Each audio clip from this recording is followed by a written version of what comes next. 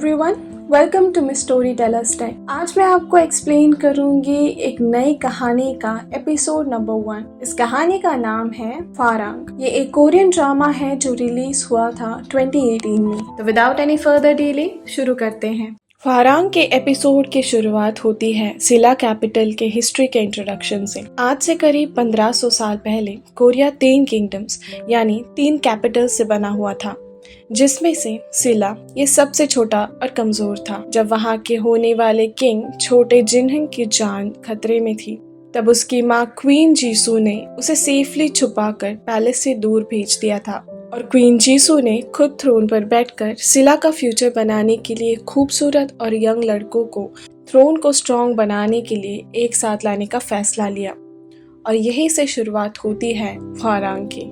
कहानी शुरू होती है जहां मून म्योंग और उसका दोस्त मार्क मून उनके सामने 3 बुलीज खड़े थे उन्हें मारने के लिए। मून म्योंग बीच में ही बेहोश हो जाता है। उन लोगों के बीच बहस हो जाती है और वो लोग मार्क मून को मारने लगते हैं। होश में आने पर जब मून म्योंग को ये बात पता लगती है तो वो उन्हें मारने के लिए उनके पीछे भागता है, जहां हमें पता चलता है कि उसे डॉग बर्ड के नाम से जाना जाता था, जो कि कोरियन लैंग्वेज में एक गाली से मैच करता था। कहा जाता है कि मून म्योंग को उसकी माँ ने बचपन में ही छोड़ दिया था। सीन शिफ्ट होता है और हम क्वीन जीसो को देख पाते हैं, जो जेल में किसी से मिलने जाती है। ये होते हैं वी फागोंग, मारे गए किंग के करीबी दोस्त।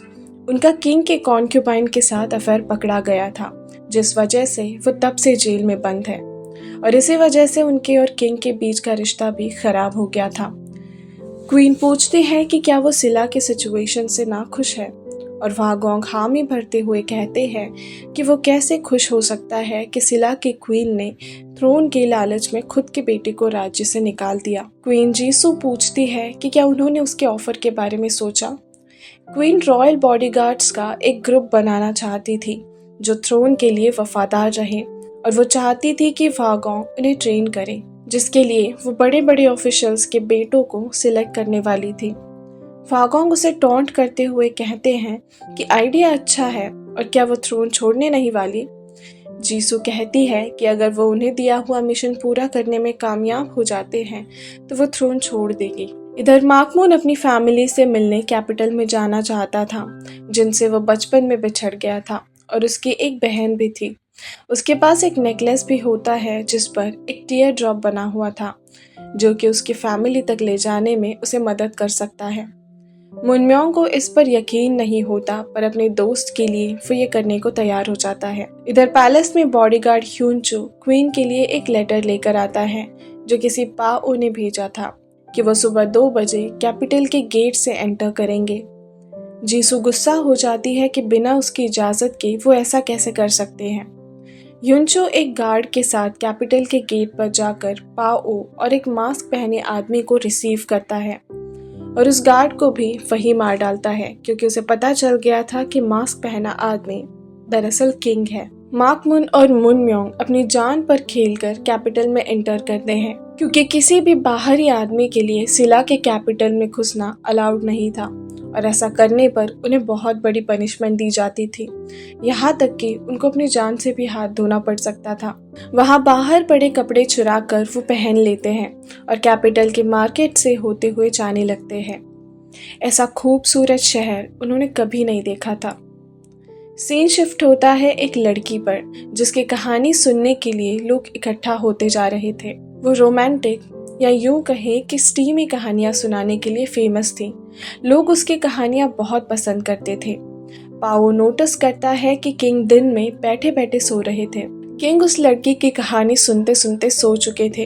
वो किसी से उस लड़की के बारे में पूछने लगते हैं कि वो कहाँ रहती है और है कौन। तभी एक जगह गैम्बलिंग चल रही होती है, जहां मार्क मून और मून म्योंग पहुंच जाते हैं। एक आदमी हारे जा रहा था और आखिर में वो अपनी छोटी बेटी को दांव पर लगाता है। जीतने वाला आदमी चीटिंग करके जीत रहा था। ये बात मून म्योंग को पता चल जाती है और इसके बदले वो खुद खेलना चाहता था।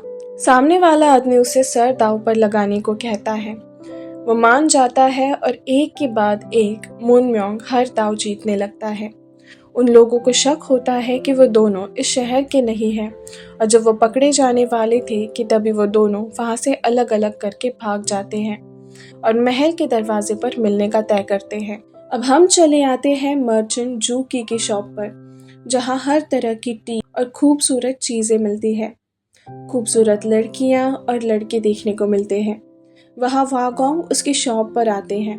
जूकी को लगता है कि वो लड़कियों के लिए वहाँ आए हैं, लेकिन वागोंग यंग खूबसूरत लड़कों की तलाश में थे। सीन शिफ्ट होता है हमारी स्टोरी टेलर पर, जिसका नाम होता है आरो। आरो अपने काम वाली जगह से ओनर को पैसे मांग रही होती है, पर वो उसे सिर्फ 3 महीने की तनख्वाह देते हुए कहता है कि उसने पहले दिए हुए पैसों को भी शराब में उड़ा दिया, पर वो इस बात से इनकार कर देती है। वो आदमी उसकी बेइज्जती करने लगता है। तब आरो वहाँ रखे एक पॉट में से सारी शराब पी लेती है और नशे में धुत मार्केट से लड़खड़ाते हुए जाने लगती है।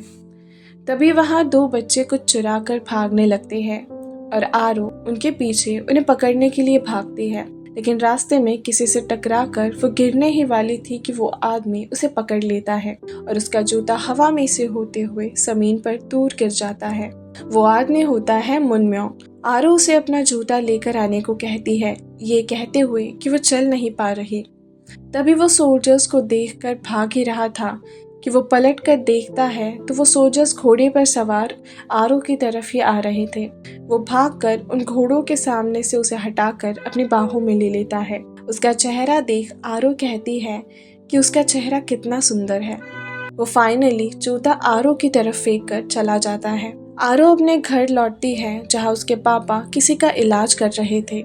यहाँ हमें पता चलता है कि वो पिछले 10 साल से अपने खोए हुए बेटे को ढूंढ रहे थे, लेकिन आज तक उन्हें उसकी कोई खबर नहीं मिली थी। इधर असली किंग पैलेस में एंटर करता है और अपने थ्रोन को देख रहा होता है कि तभी पीछे से उसकी माँ जीसो वहाँ आकर उससे पूछती है कि वो यहाँ क्यों आया है।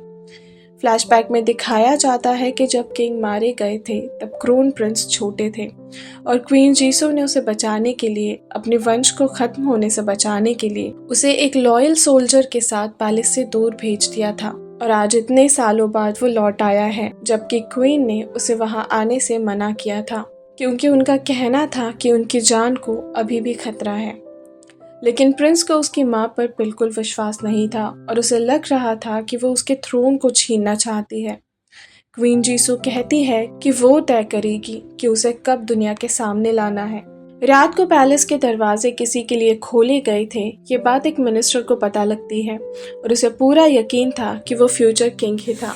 रात को किंग, यानी कि जिनका नाम होता है साम मेकजोंग, कमरे में बैठा था। अपने ब्रेसलेट की तरफ देखकर कुछ सोच रहा होता है।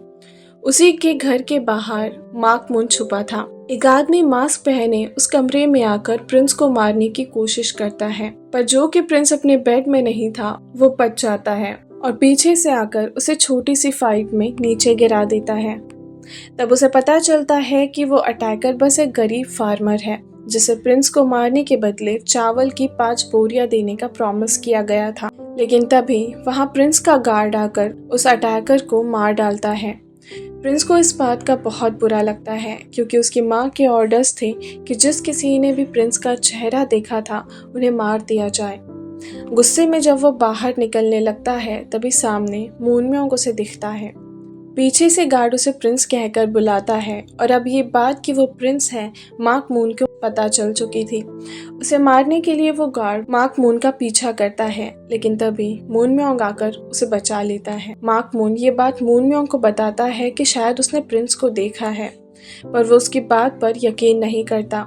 वो डिसाइड करते हैं कि मूनम्योंग मार्क मून नेकलेस लेकर उसकी फैमिली को सुबह ढूंढने जाएगा और रात को वो एक जगह मिलने का डिसाइड करते हैं। मूनम्योंग मार्केट से सबको नेकलेस के बारे में पूछता हुआ जा रहा था। तभी उसे आरो की याद आ जाती है कि कैसे उसने उसे बचाया था और उसने कहा था कि मूनम्योंग का चेहरा बहुत सुंदर है। इधर रात हो चुकी थी और मार्क मून एक नाइट क्लब जैसी जगह आ चुका था और उस जगह को देखकर उसका मुंह खुला का खुला रह जाता है। वहाँ कई यंग लड़के और खूबसूरत लड़कियां थी। तभी उसके सामने से आरो जाती है और वो नोटिस करता है कि उसके गले में भी सेम नेकलेस है जो उसके पास बचपन से है।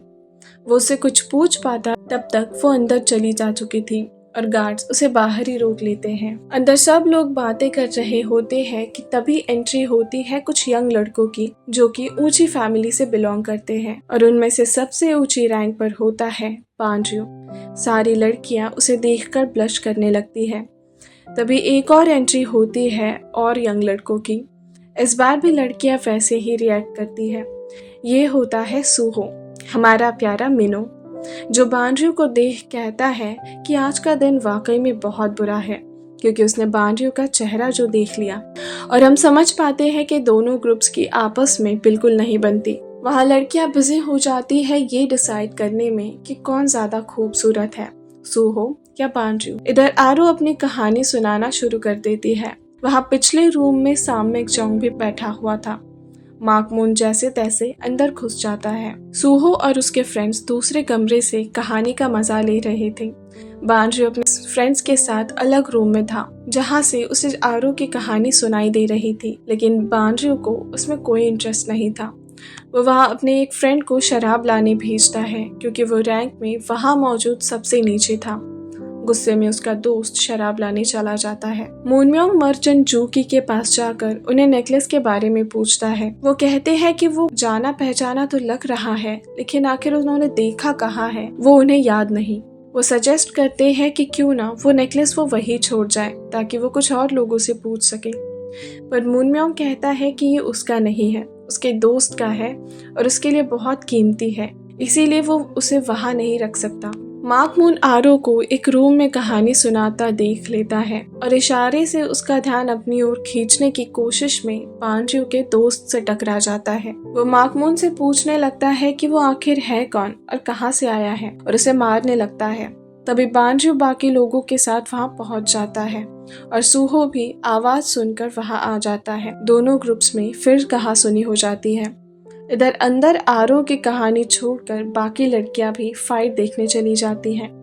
तभी पिछले कमरे से सामयिक जॉन आरो के सामने आ जाता है। उसे देखकर आरो डर के मारे पीछे हटने लगती है। तभी सामयिक जॉन उसे पकड़कर पूछता है कि उसकी कहानी में आगे क्या होगा। बाहर बानरियो का दोस्त अपनी तलवार से मार्क मून पर वार करने ही वाला था कि तभी एक डाइस उसके सर पर आकर लगता है। ये डाइस होता है मूनम्योंग का, जो मार्क मून को बचाने वहां पहुंच चुका था। सूहो उसे देख कहता है कि ये कैसी हैट है। मूनम्योंग सामने आकर कहता है, तुम्हें पता है मैं किस्मत में बहुत यकीन रखता हूँ और आज तुम्हारी किस्मत बहुत खराब है। वो फिर उस अटैकर को एक ही बार में नीचे गिरा देता है, जिसे देख सूहो उससे बहुत इम्प्रेस्ड हो जाता है। मूनम्योंग अपने चारों ओर तलवार से एक सर्कल बना देता है और कहता है कि जैसे उनके राज्य में बाहर से आने वालों को बड़ी सजा मिलती है, वैसे ही जो भी उसने बनाई हुई सीमा को पार करेगा उसे बहुत बड़ी सजा मिलेगी। अगर वो उसे हराना चाहते हैं तो उस सीमा को पार करके दिखाए। और यहाँ खत्म होता है फारांग, इस के ड्रामा का एपिसोड नंबर 1। अगर आपको ये एक्सप्लेनेशन पसंद आई हो then do like the video, comment down below for your suggestion and subscribe the channel। मैं मिलूंगी आपको फारांग के एपिसोड नंबर 2 के साथ। तब तक के लिए goodbye and take care.